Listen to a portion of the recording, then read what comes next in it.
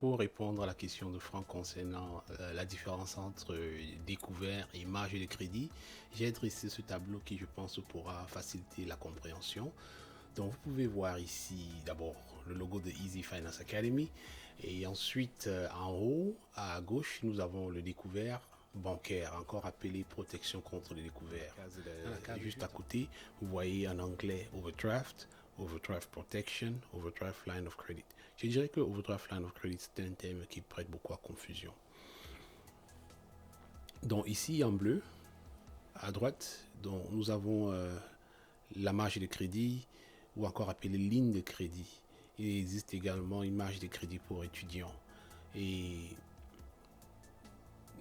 les termes qui correspondent à ces produits en anglais, c'est line of credit, credit line, HELOC ou bien home equity line of credit, personal line of credit, student line of credit. Donc toutes ces expressions en anglais désignent pratiquement la même chose avec des légères particularités. En français, marge de crédit, ligne de crédit, marge de crédit pour étudiants. Donc entre ces deux produits découverts ici à gauche et marge de crédit à droite, j'ai mis au milieu les similitudes. C'est quoi les similitudes entre les deux produits? Donc, concernant les similitudes, nous notons que les deux types de produits sont des prêts bancaires, c'est-à-dire que le banquier doit vous autoriser de les utiliser. Parfois, les mêmes termes sont interchangeables entre ces deux produits, ce qui crée encore plus de la confusion. On peut dire parfois marge de crédit pour désigner le découvert, ligne de crédit, marge de crédit. J'ai une ligne de crédit, j'ai une marge de crédit. Parfois, on fait allusion au découvert. Donc, mais sinon, il y a des particularités entre ces deux produits. Les deux produits vous donnent de la flexibilité dans vos finances. Vous pouvez accéder au découvert à travers votre carte bancaire ou alors au guichet automatique. Pareil pour la marge de crédit.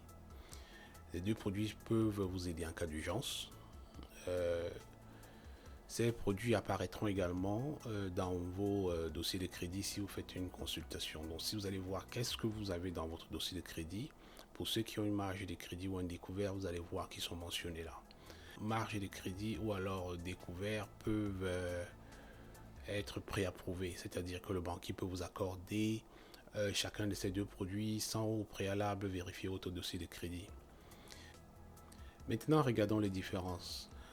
Pour les découverts, les taux d'intérêt sont très élevés, généralement fixes, donc vous pouvez voir de 19 à 22% dans la plupart des cas, contrairement aux marges de crédit qui ont des taux d'intérêt raisonnables, généralement variables, donc moins élevés que le découvert. Et un bon pointage de crédit peut également être favorable pour un meilleur taux d'intérêt dans ce cas. Les découvertes ne sont pas garanties, donc ne sont pas garanties par un bien ou un produit, un autre produit. Par contre, dans la marge de crédit, nous voyons que nous avons deux options, oui ou non. Donc, il y a des marges de crédit qui sont garanties par un bien, par exemple un bien immobilier. Dans ce cas, on va parler de marge de crédit domiciliaire, ou en anglais HELOC, Home Equity Line of Credit. Il existe également des marges de crédit qui ne sont pas garanties, qu'on appelle la marge de crédit personnelle ou Unsecured Line of Credit en anglais. Parlant de support, les découvertes sont généralement ajoutées à votre compte chèque ou encore compte courant ou alors, dans des cas très rares, à votre carte de crédit. Alors que les marges de crédit sont un compte différent avec pratiquement un autre numéro. L'avantage premier du découvert, je dirais, c'est la prévention. La prévention des frais de fonds insuffisants qui est assez élevée. Généralement autour de 50 $. Donc si par exemple vous avez seulement 500 $ dans votre compte et que vous avez donné un chèque de 700 $, au lieu que le chèque soit rejeté, le découvert peut vous permettre de couvrir les autres 200 $. Ou alors si vous avez une facture qui devrait passer à la fin du mois et que quand vous êtes limité, le découvert peut vous sauver dans cette situation. La marge de crédit vous donne d'abord une tranquillité d'esprit, en anglais peace of mind. Vous pouvez utiliser autant de fonds que vous le désirez jusqu'au maximum de votre limite. La limite de découvert est généralement de 100 $ à 5000 $, alors que la limite des marges de crédit non garanties, c'est de 5 000 à 50 000 $ non garantis. Pour les marges de crédit garanties, par exemple, marge de crédit domiciliaire, la limite peut être assez élevée, généralement en fonction de l'équité de votre maison et de vos revenus. Et il y a également des marges de crédit qui peuvent même remplacer votre hypothèque. Il y a des gens qui n'ont pas d'hypothèque, donc tout le prêt qu'ils doivent sur leur hypothèque est plutôt converti en marge de crédit. En ce moment, vous pouvez voir des marges de crédit avec des centaines de mille. Parlant de frais de maintenance, généralement, vous payez des frais mensuels pour avoir un découvert, ou alors vous payez les frais à l'utilisation qu'on appelle en anglais pay as you go. Donc monthly or pay as you go. Donc monthly, ça veut dire que vous utilisez le découvert ou pas. Vous payez ces frais, ça peut être 5 dollars par mois, ou 7 dollars par mois, ou 3 dollars par mois. Ou alors les frais à l'utilisation, ça peut être 5 dollars pour chaque utilisation. Ceci peut revenir plus cher, les frais à l'utilisation. Supposons que vous êtes à découvert de 200 dollars, donc vous êtes à moins 200 dollars dans votre compte de chèque, votre limite peut-être c'est 500 dollars, vous avez le droit d'aller jusqu'à moins 500 dollars. Mais en ce moment, vous êtes à moins 200 dollars. Le lendemain, si vous faites une autre transaction, par exemple un paiement de facture, ça va vous faire un autre 5 dollars. Chaque fois qu'il y a une transaction qui passe dans votre compte, vous allez payer les frais pour chaque utilisation. Donc si par exemple c'est 5 dollars par utilisation, vous allez payer les frais. Donc vous allez vous rendre compte, vous pouvez vous rendre compte à un moment donné que le découvert avec frais à l'utilisation peut revenir beaucoup plus cher. Donc pour ceux qui pensent qu'ils sont trop dans le besoin, c'est mieux de voir si le découvert mensuel peut être une meilleure option. Les marges de crédit par contre n'ont pas de frais mensuels, mais il y a généralement des frais d'administration. Donc pour une marge de crédit non garantie, il n'y a pas de frais mensuels. On peut par contre avoir des frais d'administration pour les marges de crédit garanties. Donc marge de crédit non garantie, généralement pas de frais. Marge de crédit garantie, vous devez payer des frais pour qu'il soit créé, pour qu'il vous soit donné, frais d'avocat par exemple.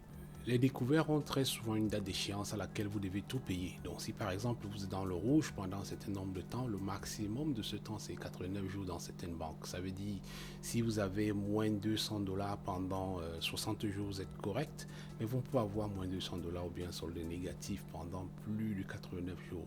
Il faudrait pouvoir amener votre solde à zéro afin que la banque permette que vous continuiez à utiliser ce produit.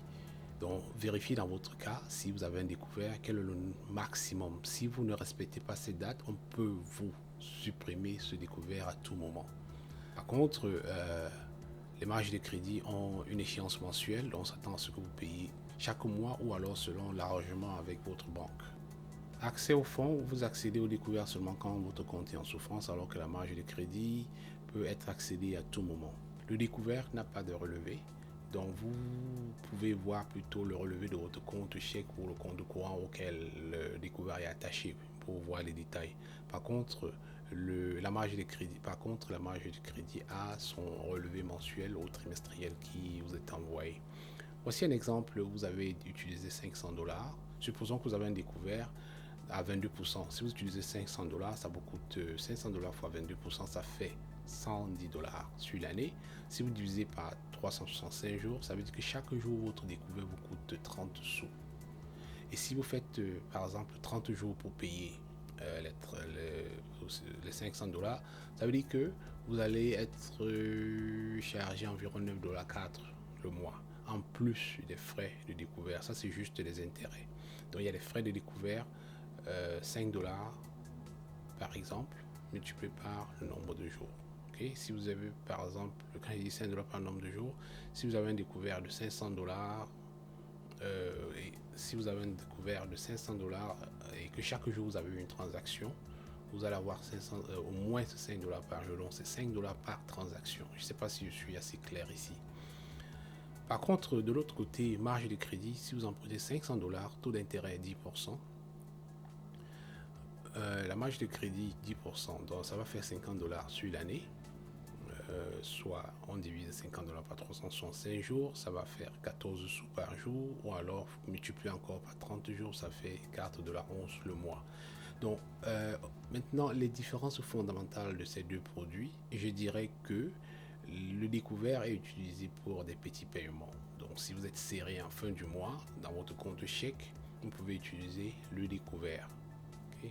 Alors que la marge de crédit se prend généralement pour les grands projets, par exemple rénovation, mariage, les fonds de réserve, par exemple les fonds en cas d'urgence. Donc si vous avez un cas d'urgence, vous pouvez accéder à votre marge de crédit pour débloquer la situation. Ou alors vous pouvez consolider vos dettes avec une marge de crédit. En conclusion, pour les découvertes, je suggère trois options. La première des options, si d'une manière générale vous n'avez pas de difficultés à arrondir vos fins du mois, peut-être que vous n'avez pas besoin d'un découvert.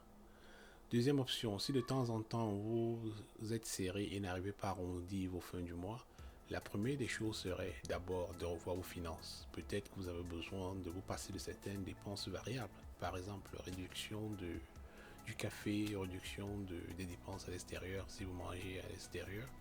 Si ça ne marche toujours pas, alors considérez le découvert qui est facturé seulement à l'utilisation. Mais attention, frais d'utilisation. Troisième option, si vous êtes toujours serré, la première des choses serait de revoir vos finances, réduction de vos dépenses ou alors augmentation de vos revenus. Avec un deuxième boulot par exemple. Au pire des cas, le découvert aux frais mensuels serait la meilleure des options. Pour les marges de crédit, si vous avez la possibilité d'en avoir une et que vous êtes une personne disciplinée, je dirais allez-y.